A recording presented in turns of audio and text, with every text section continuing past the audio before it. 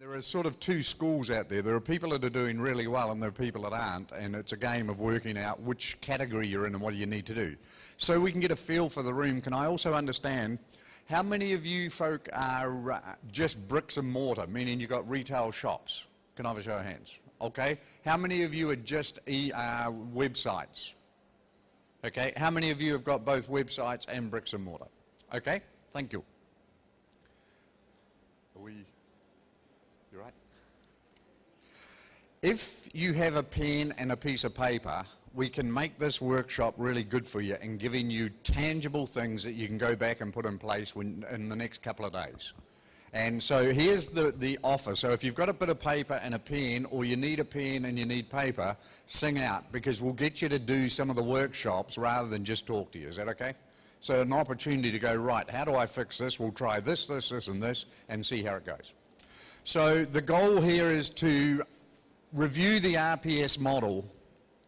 We've spent 30 years of our life going around the world looking at different retail, and we work in specifically understanding what are the best of the best do. That's our life. So let's go for a bit of a joyride. The transition from where you are from an employee through to being an entrepreneur takes this trip. You're a technician with little risk as an employee. Then you go into self-employed, which is, as Michael Gerber in the E-Myth said, you have an entrepreneurial seizure. I think I could do that. The challenge with that is you are focused in the business, and it's money for time, no work, no money. All right? So the truth is you become a prisoner in your own business, because if you don't turn up and work in it, nothing happens. The next level you go to is the business owner, and that is actually looking at systems. They have worked out systems to drive people into their business, they've got the systems to convert them, and they have the systems to be able to retain them. And then you become entrepreneurial, which means it's a replicable model which you can open up all around the world. So then we go to the next level, which is changes you know you need to do to get better. So what do you need to do to be better in the next 12 to 24 months?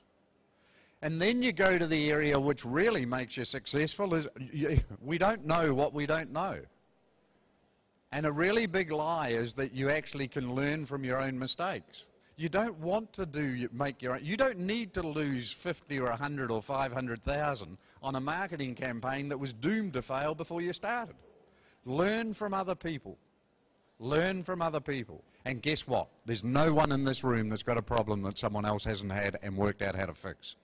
Your job's to find people that can solve it. Your job is to do this one thing. Your job is to create an environment in your business where people turn up and do a fabulous job. That is your job. Best and most succinctly worded by a lady called Lois Muir, who was the top netball coach in the world. She said, I never ever made an athlete, I just created an environment where they could make themselves. Your job as the owner is to create an environment where people turn up and do a wonderful, wonderful job. As a manager, my job is to create an environment where the staff turn up, are operationally effective, have fabulous service skills, wonderful product knowledge, and can sell. So, the owner's role. Vision without action is a daydream. Action without vision is a nightmare. You need to have a documented vision on what you want, and the vision has got to be along these lines. An image of the future we seek to create, a mental image of the possible and desirable future states of the organization, and a paragraph providing a broad aspirational image of the future.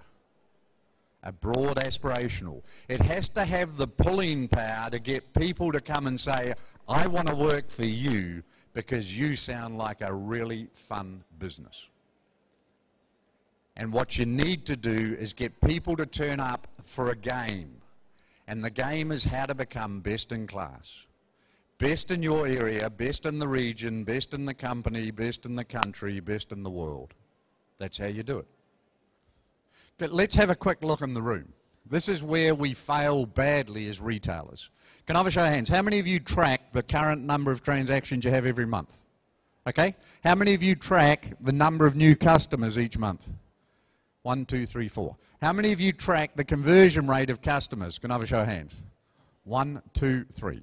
How many of you know what your average transaction value is? Can I have a show of hands? Okay? How many of you know what the items per transaction are? How many items each customer? How many of you know what the sales per hour are? How many of you know what the transactions per hour are? How many of you know what the margin per transaction is, depending on the size of your business and that sort of thing? Little guys don't have to worry about margin. Here's the trick. First of all, there's two numbers in average transaction value that we're now finding is important. One is the average transaction value, and then the second one is the regular transaction value. Example, if you owned, and the reason I'm thinking of this example is we're working a lot with the garden centre people. At the moment, an average transaction in a garden centre is about £28.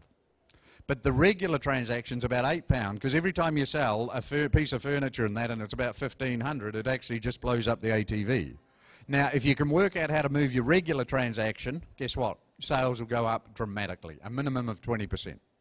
So here's the most important thing. First of all, you've got to track this, but then you have to know how to move those numbers. You must know how to move those numbers. That's what the best of the best store managers can do, and the best of the best owners. They can look at the business and work out what's not working. They can come up with a strategy to improve it. They can then work out how to engage the team to play, and then they can actually coach them through delivering the new improved number.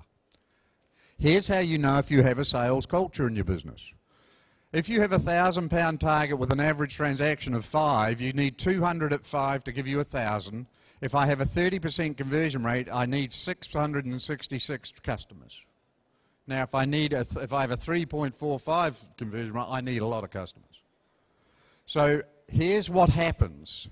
If someone rings me up and says, Dennis, and I'm the store manager, what's your target today? I go, it's 1,000. What's your average transaction? 5. What's the conversion rate? It's about 30.